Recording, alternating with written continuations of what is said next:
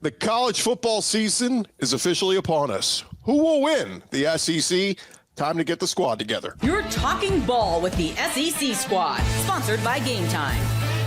From Alabama to Tennessee, from Georgia to Oklahoma, from Auburn to Texas, it's the local experts of the Locked On Podcast Network bringing you scoops, breakdowns, and the most comprehensive preview of the upcoming SEC weekend. It's the SEC squad, and we have a seat for you. Hurt feelings and thin skin are prohibited. Squad up, you're part of the SEC squad. What up? Welcome to the SEC squad. Sit back, grab your favorite beverage, and join us as we are breaking it down. It is the start of the college football season, all the waiting, all the months, all of us having to care about Auburn basketball. It is football season. It is here. It is upon us. Welcome into our panel. And guys, we got the whole crew here. We're going to be bringing in hosts in and out. So let's just dive right into it. I want to know who you got winning the SEC. Give me the two teams you got going to Atlanta and who's winning it all. Zach Blackerby, we'll start with you. I've got Georgia beating Texas in Atlanta because we can't have new original things here. It's a repeat. Brandon Olson? I'm taking Texas beating Georgia. I refuse to pick Georgia, so that's just how that's going. That's fair. Steven Willis, who you got? I got Georgia beating Alabama in Atlanta. Gross. Yeah, seen that one a time or two. Clint Chamberlain? I hate to take chalk. It's going to be Georgia, Alabama, and I got Georgia winning it. Okay. Have you guys watched the SEC championship before? Have you guys seen this? Chris Marler, what you got? It doesn't matter who I have because Auburn's going to retroactively claim it no matter what. So I will go. Let's live see rent free, baby. All you do is think about Auburn all day. That's all we do, baby. And DJ Lagway. I've got LSU and I've got them over. I got Georgia over LSU. Eric Kane, who we got? I, too, have Georgia over LSU. Ooh. Jimmy Stein, who you thinking? Texas and Alabama. I'll take Texas to win that game. Nice rematch of a game we saw recently. Corey Burton? Well, I'm going to go with Steve and Clint's pick here. Georgia over Alabama is the direction I'm going. John Miller, what are we thinking? I've been thinking Georgia all offseason. I still have them in the SEC title game. I got to admit, all of a sudden, I fully bought into the LSU propaganda. Give me the Bayou Bengals to win the whole thing. Wow. All right. Here we go. They're going to beat Georgia. Okay. Somebody likes that SEC documentary. That's right. They did it in 19. Of course, it took Joe Burrow to do it. Jay Smith, who you got? Am I the only one that's going to not pick Georgia and Alabama? This is the craziest thing in the world to me. No kidding. I'm not going to be that dumb. I've got Alabama actually playing against LSU is what I'm going to go with today. That's going to probably change in a week. That one. Who wins this? Alabama. Okay, so a rematch of a regular season matchup. We're going to see in Bryant-Denny Stadium towards the back end of the stretch, guys. As we look at this, and again with a lot of the same teams we threw out there. Somebody give me a name that we didn't mention that has the potential to get to Atlanta, not necessarily win it, but get to Atlanta. I didn't mention them, but LSU has a chance. They have a chance. But the more and more I think about this, early on in the season, it was going to be South Carolina for me. The more and more I think about it, I think I'm very high on South Carolina. I think they're a very good team. The talent drop off between Sellers and the rest of the offense for them and the rest of the team doesn't do that. And that schedule is as brutal as Florida's schedule. And so I have to pull back. It would have been South Carolina had you asked me 3 weeks ago. Now in the light of day as season approaches, I can't pick them to be a surprise. Well, that week 3 matchup is just looming over South Carolina. The schedule is so much more difficult than it was a season ago when they played the same teams. So I totally get it. I am not in that boat. I don't think the teams are the same. That's the good thing too, Marler. They're the exact same, right? But everyone's getting better, but South Carolina for sure. They're the only team that's going to regress, even though because they lost all the talent. That's exactly correct. Right. They have regressed to the talent. We all knew who the talent was going into last year too. That's why everyone was talking about. Keep making my points for me, Marler. This is great. Anyway, I will tell you, I think the one team that's not getting enough love, and I hate to say it, there's a lot of things I hate about myself. This is topping the list currently right now. A&M, I'm kind of buying into, and it's just the way the schedule sets up. Okay. And even if they lose that game to Notre Dame, it's like, man, I think the biggest jump you make from year one to year two as a coach, or the biggest jump you make with the head coach is year 1 to year 2. I think they might be a sleeper. I'm with Marler there. A&M, it's easy to forget, but A&M went into that Texas game last year. Had they beaten Texas, they would have been in Atlanta last year. I see A&M as like Marler. I see A&M much better this year. But as usual, the schedule. Do I hate myself for it? A little bit. It's going to have to get in line. Yeah, right. What if Oklahoma stays healthy and gets good quarterback play this year? They still got to play that schedule. None of that schedule's 37 players from Speaking last year. of They had a 17th ranked recruiting class. The schedule. It would Speaking of schedules, Wow. I'll say it, Missouri's got the favorable Marlon. schedule. Why I not? love you, Jay. I don't think this year's recruiting class matters when it comes to the current set of talent. Because it's like that's the argument people keep making about for like Oklahoma. It's like, man, what if they put it all together? And it's like their schedule, I think, is the most difficult in the SEC out of anybody besides maybe Florida. Like they have a gauntlet to go through, and there's so many question marks on that team. I like what John said. I didn't mean to interrupt him. John, go back to Missouri and the Rocks. Yeah, real quick, John, it's Ole Miss, and Steven, you jump in here. Ole Miss and Mizzou schedules are very navigatable. If they get good quarterback play from, I'm assuming, Beau Pribula at Mizzou and Austin Simmons at Ole Miss, I think both those teams have a chance. Yeah, Ole Miss has to get through the first 6 games unscathed. They have to beat LSU. They have to get past Arkansas and obviously by Kentucky, which apparently that's a hard thing now for Ole Miss to do. But if Ole Miss can get to the Georgia game 6-0, they're a legit candidate to make it to Atlanta. If they drop one of the first 6 games, it gets weird. Yeah, the thing with Missouri is they only play 4 road games this season, 4 SEC road games. They're all winnable, but they're all losable as well. We're talking Oklahoma, Vanderbilt. Sorry for now I'm choking. Arkansas, who's the other one? Auburn. Yes, I got it there at the last second. Those are all games that Missouri certainly can win. They can lose them all too. That's kind of par for the course in that middle pack of the SEC right now. Yeah, and thank you, Eric. I don't want to be the homer on that, but we had one of the top-rated defenses in the country, and our biggest problem is that we had incompetence on offense. We could have won 9 games if we didn't just give the ball away, literally handing the ball to the other team in multiple games. If Mateer is what's advertised, Oklahoma has a possibility, but I'm agreeing with you, Gordy, too.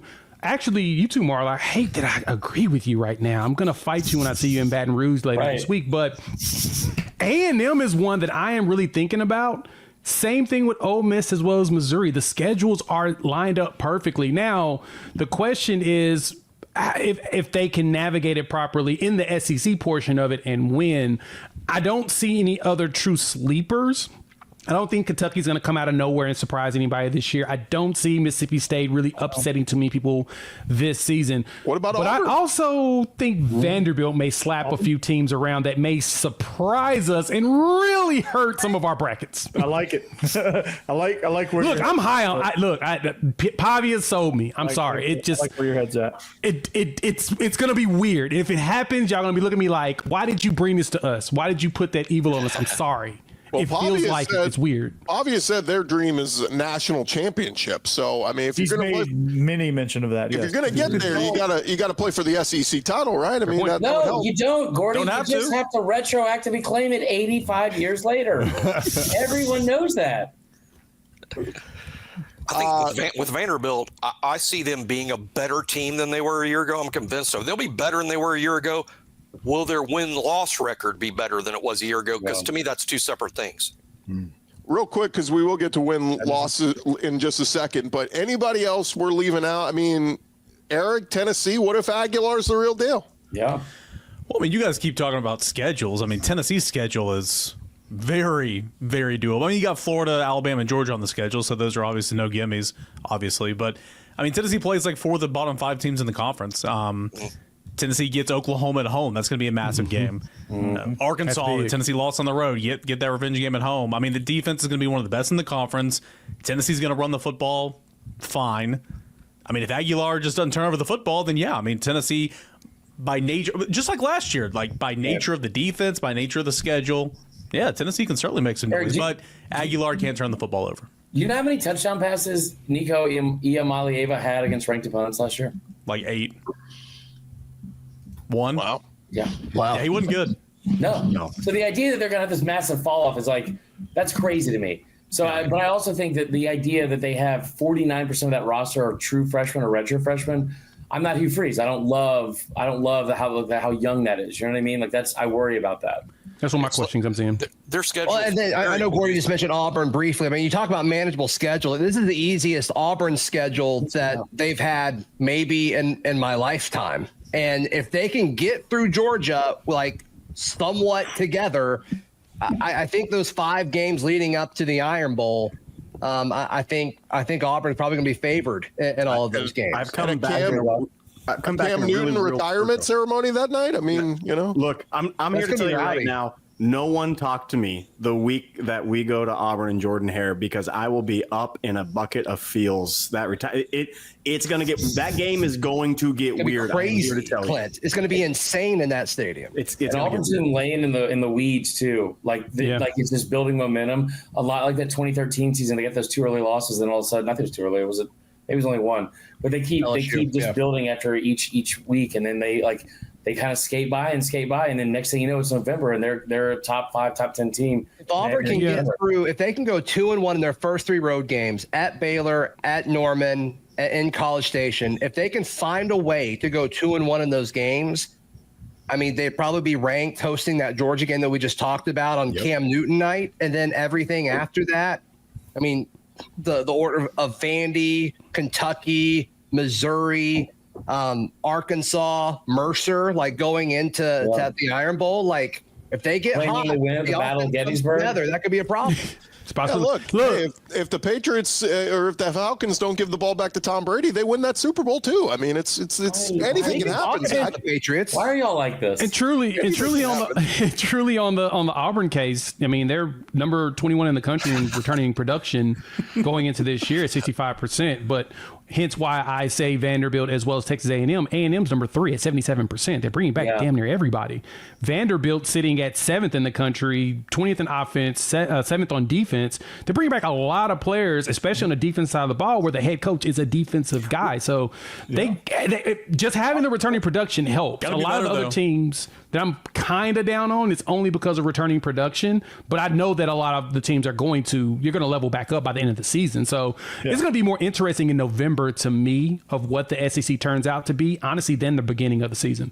We'll see how good Vanderbilt's depth is, Jay. To your point, they have all that returning production, but they have built behind those in the second and third string, so they're not going to fall apart quite as easily. I see Brandon Olson making some faces. Oh, dude, I'm dying over. I just had to sit through 13 minutes where people talk about Auburn and Vanderbilt being more likely than Florida. I mean, that is just, I'd be embarrassed. Oh my goodness. Look, Florida has a great chance. Our question still is your quarterback healthy? Because every time we look up, somebody's reporting randomly that he's hurting. Jay, how many games has he missed with injury? Because the answer is 1.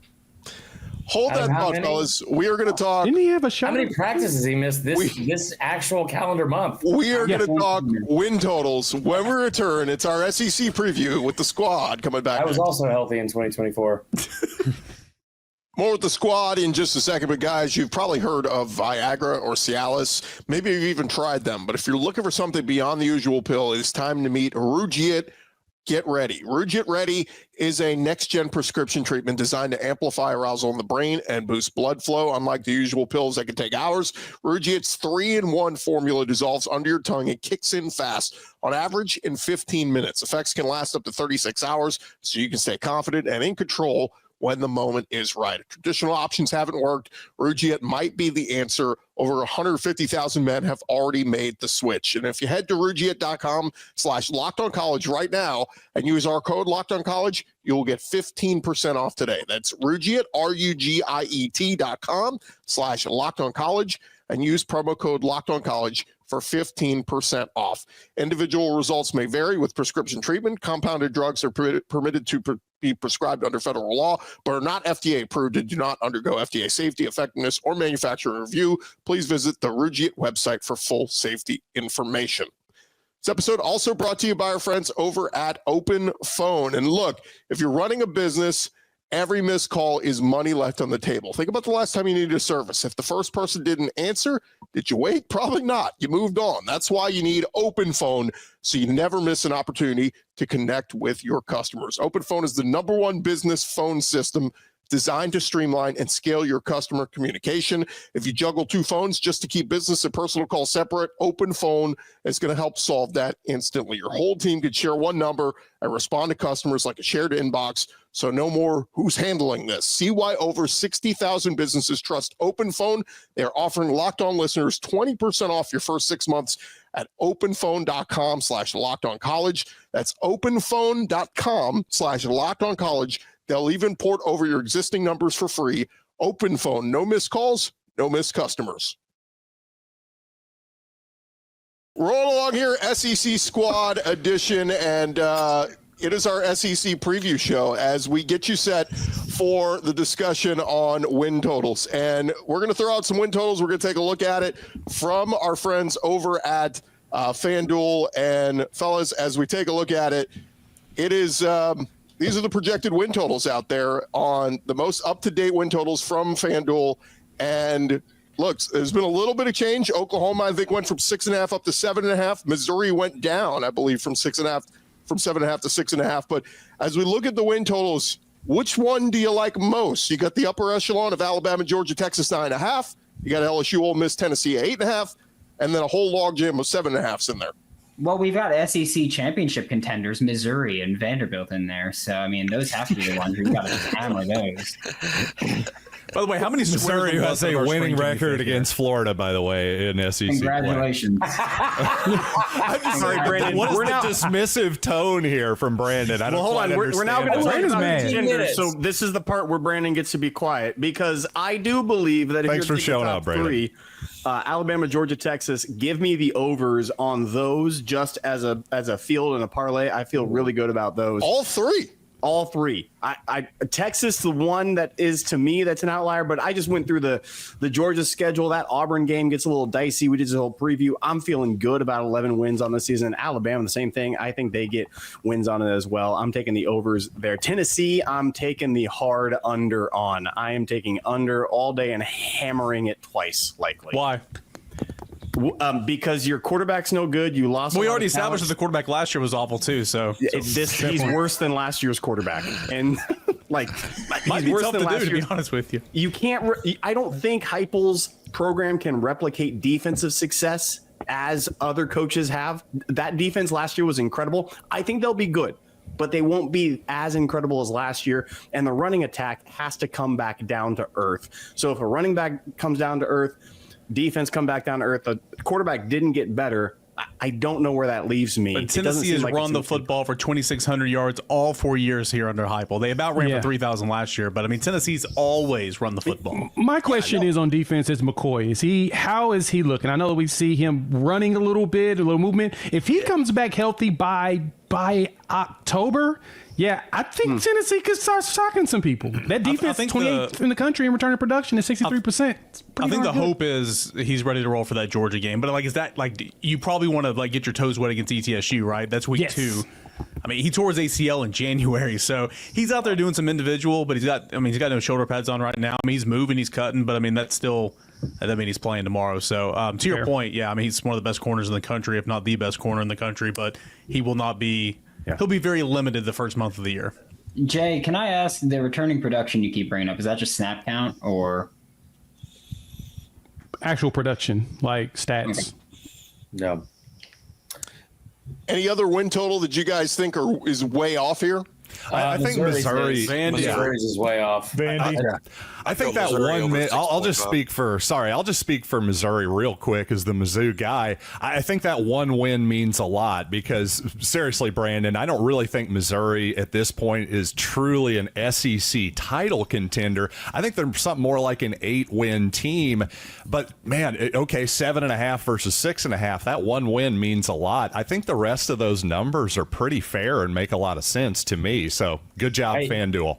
Missouri comes out with the 6.5 win line or 6.5 win line, right, or over under or whatever on the season. They also have won double-digit wins, and I know this is just for regular season, but they've had double-digit wins each of the past 2 seasons, and they're not ranked. So what that tells me is people just don't want to do their homework on Missouri for whatever reason. And I've jokingly said this over and over. Missouri and South Carolina are in this never-ending combat and fight of who can be dismissed and disrespected more. And Missouri being the only SEC team in 41 years to not be ranked after back-to-back 10-win seasons. I mean, what are we talking about here? So 6.5, yeah, I'll hammer that. Well, if you want to think about it, I mean, the NFL just said that Brady Cook didn't have weapons to throw to at Missouri. Right. So I kind of get that nobody is doing any research whatsoever on them, which is Phil Sims pretty said that, absurd. to be fair. Phil Sims. Yeah, I don't know. He watched a lot of Mizzou football last year, but You didn't know about this guy named Luther. That was like the dumbest thing in the world when he said that. I was like, really? Did we forget that Luther Burden and Theo Weiss existed? Yeah, Weiss what are we doing here? Yeah, I'm agreeing with Marler yet again. I think the best bet on that board is Missouri on the over. Yeah, I take Missouri on the over as well. I Them think and Vanderbilt. another one that I don't know. Vandy on the over, at least 6 wins. I keep looking at Arkansas and saying Taylor Green, Bobby Petrino. I think their defense is decent. I think their offense can be really good. I just they won 7 games last year and they weren't great. Right. Can they get to 6 wins? I feel like that's a safe bet for Arkansas. I like what you're saying there, Gordy, too. I also the closer it gets, the more fired up that Sam Pittman's getting with his with just the way he's talking about his team. Like, I haven't seen him like that before, and he seems pretty fed up with most of the. You saw it the other day with that kid asking a question during whatever media access they had, and he was pretty underwhelming. We're going into year 5, and it's I love where he's at with his confidence. I agree with you. Taylor Green is one of the best players in this conference. He's one of the best players in America. He's a human highlight reel. I don't know if that's going to translate over to them getting a bunch of wins. They lost a ton of people in the portal, but I mean, only getting to 6 wins, it feels like they can do that. The team that I think is objectively the worst team in the SEC is Kentucky. Yeah. Kentucky is horrible. They lost talent, as hard as that is to explain from a very talent-poor team. That Coach Stoops is a lame duck and has been for a year and a half now. Give me the under on Kentucky. It's going to come down to the end of the season against Vanderbilt and Louisville. Louisville's a much improved team, but I don't know if they get an SEC win on their schedule. And that I'm not losing Toledo. It's well too, because a couple of years ago, I mean, Kentucky had a blueprint, right? And play good defense, run the football. Chris Rodriguez, Smoke, a couple of those other guys, pretty stout on the offensive line. And they tried to go and cherry pick quarterbacks from the portal. And it didn't work, right? But you had a foundation and you had kind of a blueprint, and you were good enough to, get Stoops a raise every single year. But man, the last 2 years has just fallen off. I mean, Kentucky had a lot of talent, especially the wide receiver position. They did. And just couldn't do anything with it. We're not They had a first round corner last year, but now it feels like they're just totally out of dudes. No dudes. And if you look at that means they would have to win at least one game in non-conference. My bad, Steven. One game in non-conference, and they got Louisville, who should be better than them. Yeah. You look at Ole Miss at 8.5. You could schedule predict that, because Lane Kiffin at home and Lane Kiffin on the road is a completely different animal. They play 8 games at home, and 2 of the road games are against Mississippi State and Kentucky. Yeah.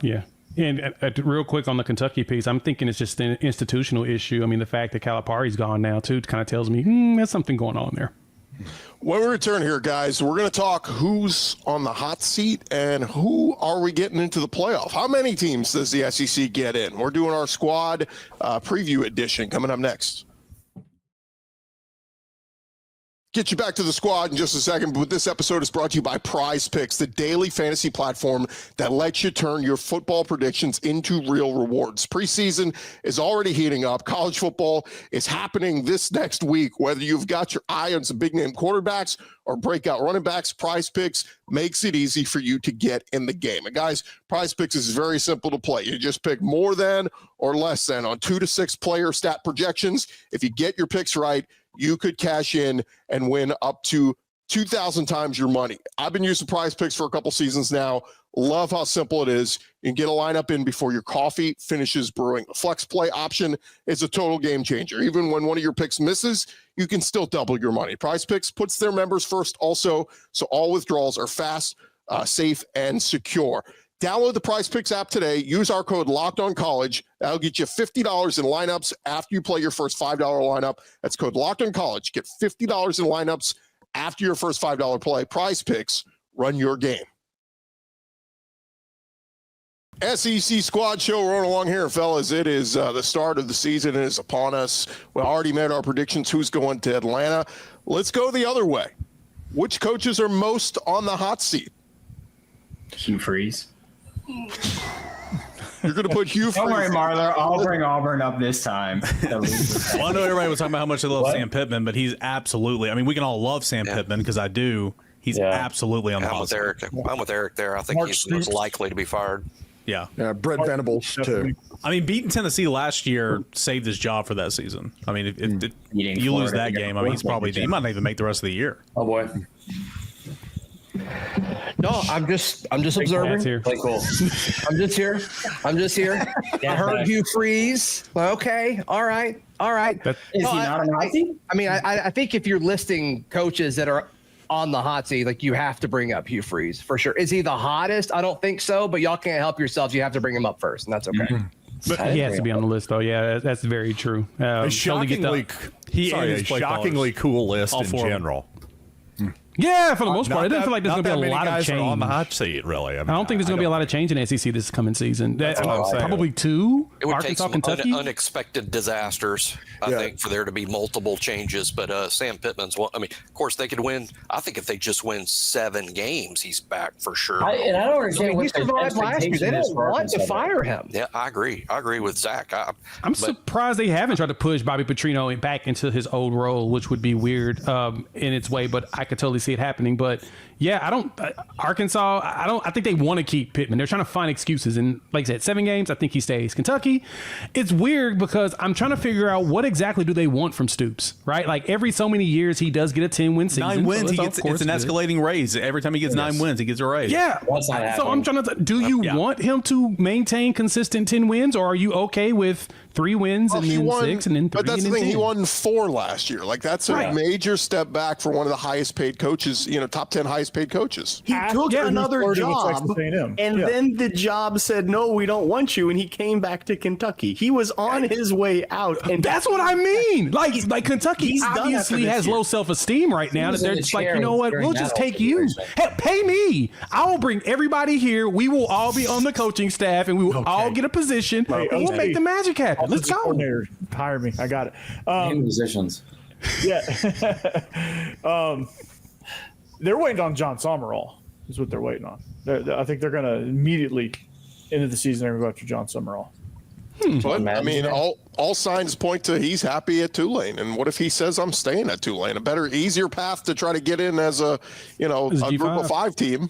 Hey, he's had a couple of offers, if I'm correct. I think that Stoops and Pittman are gone. I think they do it on their own accord. I think Pittman leaves because he's kind of frustrated with, like, not frustrated, but also, like, if he can't do it, and he's already alluded to the end of the offseason surgery and stuff like that, like, I want Pittman to be there forever. They should give him a lifetime contract. I don't care. The expectations for Arkansas fans that they should somehow be doing way better than they are, considering Chad Morris was their head coach before. Hey, you know what? You guys have been dynamite the whole hiring process before. You're just like Auburn. Why don't we bring that back around and see what happens? You guys will knock it out of the park, I'm sure. Maybe John Smith's still around. You can't help yourself. Back. I mean, like, can't help yourself. Great. It's the most unbelievable obsession I've ever seen in my life. I'm kind of curious, though. I am kind of curious, though. How long do you think? How long do y'all think Jeff Lebby's going to get? Will he get his full 4 years? Yes. You got to give him at least. The expectations are so low, right? Yeah. The expectation. He's a dang good coach. He can coach a lot of people. Oh, yes. If they throw up another 2-10 with a loss to Southern Mississippi, he will not survive this year. Where did Zach go? That defense was historically bad last year. That was a hockey substitute. Yeah. And they returned all those players. Somehow not as bad as pass defense. I believe Arkansas's pass defense is still worse, or maybe maybe it was Kentucky. But anyway, the defense overall was historically bad. So, I mean, I know he's an offensive guy, but, like, you have got to take a significant step in the right direction. What do we think about and I won't say necessarily hot seat, but it's going to get very hot if Brian Kelly or Kalen DeBoer don't make the playoff, right? Those are the interesting ones. You read my mind. I was going to go talking about high expectation. We're talking about all these bottom-dwelling teams that aren't going to be mediocre for long. We're talking about high expectation. LSU, look, that roster, that location, that school, that tradition, you have to make playoffs. And if he doesn't this year, I could see a situation in which the conversation starts going and things behind the scenes start going on. And I was just going to ask Jimmy, how many wins? Because Gordy, you were on last week talking about how you see a quarterback change happening by the time week 5 or 6 comes around because Alabama might drop a couple games. Alabama loses 3 very, very tough games this year, and all of a sudden, it might get too much for him. I think there's a difference between fans being off the bandwagon and the administration. We have to remember in this rev share era where everybody's budget just went up, Kalen DeBoer's buyout, it would be $66 million. I don't think that the administration would be on board with making a change, but that's not going to influence the fans. I think if Alabama doesn't make the playoff, even barely missing the playoff like they did a year ago, I do think a lot of the fans are off the bandwagon, and when that happens, it's sort of like waves in the ocean, right? But it would be bad, but I think it would just be too costly. It would take a true disaster for Alabama to start beating the bushes for $66 million. Question on that though: if they do let go of DeBoer, do you lose Courtney Morgan as well? Because to me, that would be catastrophic. No doubt, because I think they're joined at the hip. Oh, that would be catastrophic. And you figure that out for a couple. He's in high demand even without DeBoer. USC exactly made a 7-figure offer. He's a Michigan guy, by the way, so you know they're going to be coming. So he won't be out of a job long. But no, I don't. There would be no chance of Courtney staying if Kalen DeBoer is out. What is Brian Kelly's buyout, Gordy? Isn't it like $70 million? It's very high. Yeah, I mean that's the thing. Too. I've heard from even Kentucky 50. folks. It's over 61 as of December 1st, 2024. Yeah, it drops. It drops to 50 until 2026. I've even heard from multiple Kentucky people that they don't want to pay the buyout for Mark Stoops if it came to that. So the only school I think that would have no problem paying, and Jimmy mentioned it, it's high on DeBoer. But if the Bama faithful decide that it's time to move on, they will move on. I mean, Bama will write that check because football is king in that state. I mean, they got a lot of money down in Alabama. That Kelly buyout is crazy. $60 million at the end of this year. So actually, end of this year, it's 51.7. End of November 26, it is 42.5. 2027 is 33.1. We'll just put it this way. Fellas. Kalen DeBoer and Brian Kelly, book your trip to SEC Media Days 2026. We'll see you. Yeah. We'll see you there. Before we wrap up, fellas, we got to get a head count on how many SEC teams are going to make the field. I saw some of the betting odds this week. The over/under is basically set at 4. So we'll do kind of a real quick show of hands. Raise your hand if you think the SEC gets exactly 4 teams into the playoff. Okay, we got 1, 2, 3, 4, 5, 6, 7. So Eric, Jimmy, and John, how many do you think make it? 3. I'm a 5. John and Jimmy say 5. Eric says 3. All right. Well, now the tough part. Go around the horn. Name your teams that are making the playoff. John, you said 5. Give me your 5. Well, I'm going with obviously I picked LSU to win the SEC championship. I'm going to go with them, the obvious 3 there. And also give me the Missouri Tigers, too. What the hell? Okay. So who are your other 3? Georgia? I really just think that, so Georgia, Alabama, and Texas. I really do think, though, in all sincerity, somebody between South Carolina, Missouri, Tennessee, Florida, Oklahoma, Ole Miss, one of those teams is going to sneak in. I really do. Jimmy, who are your 5? It could happen. I just want Zach to come back. That's all. I'm just trying to. This is like a bloody. He's like the boogeyman. He's like Beetlejuice. Bloody Mary, Bloody Mary, Bloody Mary. What? Jimmy, give me your 5. Pretty chalk here. Georgia, Texas, Alabama, LSU, and Texas A&M. SEC is going to, I think, over time average 4 a year. Last year there wasn't. Last year they were missing 1. I think they make up for it this year. Eric, who are your 3? Yeah, I mean, I hope there's more, obviously. I feel good about Georgia. I feel good about LSU. I feel good about Texas. I mean, Alabama's obviously a very good team. Nick Saban's not there, obviously. The defense was still good, but it lacked in a lot of areas. I mean, Jimmy can obviously attest to that. Ty Simpson, I don't know. I think this is going to be a really good team in the line of scrimmage. I think they're going to run the football. I don't know about Ty Simpson. So I like those 3 for right now: Georgia, LSU, and Texas. Everybody else has 4. Clint, give me your 4. It's much like chalk the same way. I got LSU, Alabama, Georgia, and then the one that is unique to me. I think it's going to be A&M. I really, really do. I think they get in. I was going to say the exact same thing, Clint. That was my 4. I was gonna do the Texas A&M bit, but yeah, Georgia, Bama, LSU, A&M for my 4. So wait, did y'all both leave Texas out? I left them out last week, so I got to stick with that. Corey did. I leave them out. Wow. I said it last week, so I got to stick to it. So yeah, Marler? I think they fall. I think Texas loses to A&M this year. I think that's one of the things, and I think Texas takes a couple losses early on in the season, and I think they get forced out. The only thing is they're high-ranking number 1 to start the season. They could slip down and still make up for those losses, but I think they take 3 L's on the year. I don't think that's crazy. I think the biggest question about Texas this year is I think they lose at Ohio State, and I think they lose at Georgia. I'm very confident they lose at Georgia. I don't know if you guys saw this last year. They lost to Georgia twice last year. I don't know. You guys probably forgot about that, but they did lose them twice. And Brandon, they played. Technically, Texas retroactively won those games. Yeah, they did. They climbed and also the Alamo. So there's that.